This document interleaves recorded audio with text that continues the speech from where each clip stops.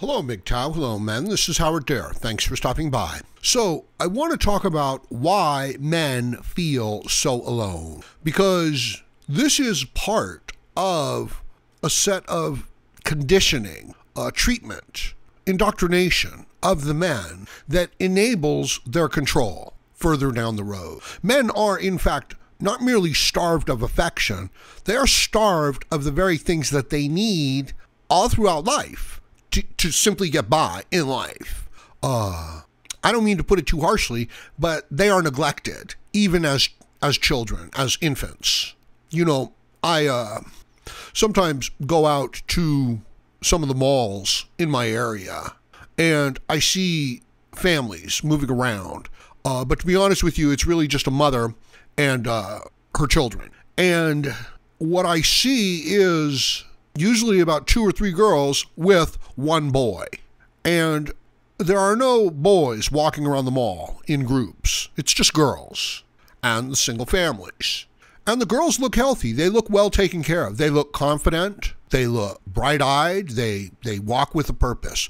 The boys, no, not so much. Now, boys and girls develop at a slightly different pace. Girls mature a little bit faster physically. But what I'm seeing is outright shocking, and you can look for it yourself when you're at the supermarket, although it's better, for a larger retail situation is where you'll see it. And the boys look undernourished. They look starved of affection, attention, guidance, encouragement.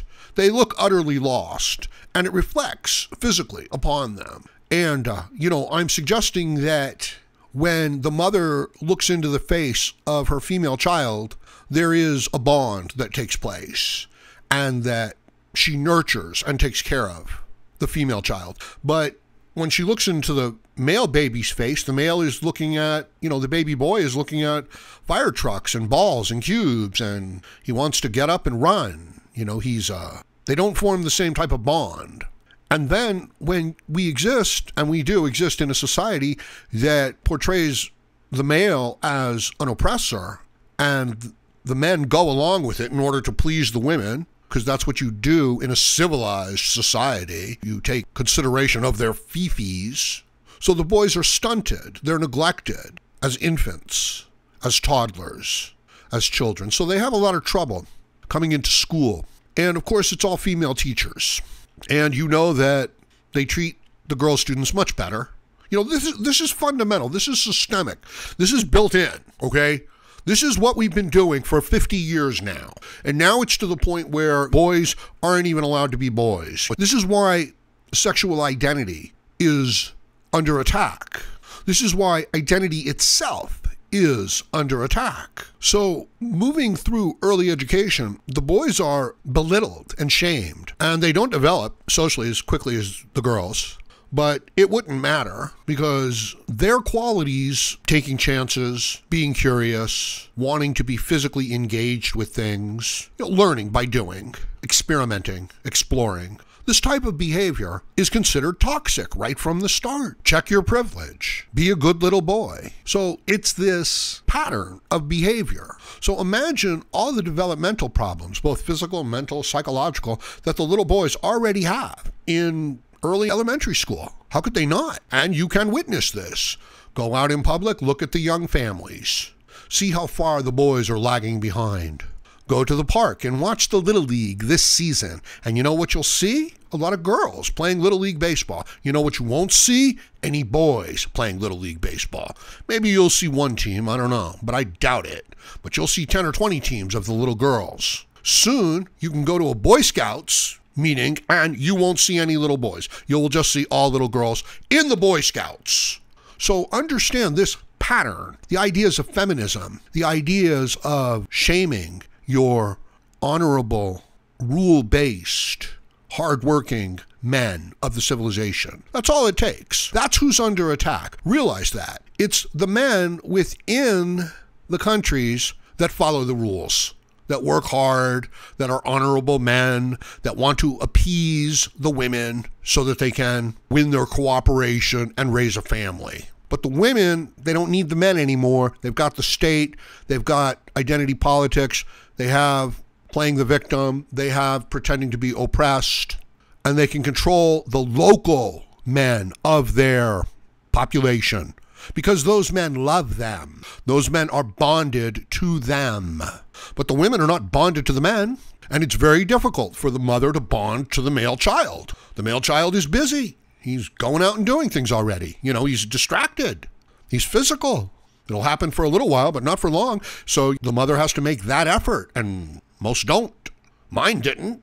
So, you know, by the time the kid is now moving into junior high, he's been mistreated on every level, from every angle. So is it any wonder that they're bitter, angry, destructive by this time? No, not at all. And underdeveloped.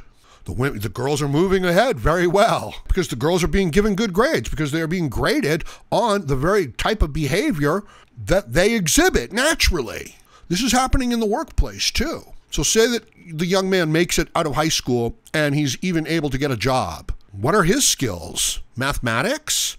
Knowledge of the subject? Competency? An ability to work hard for long periods of time with endurance? To never give up? To inspire and lead others?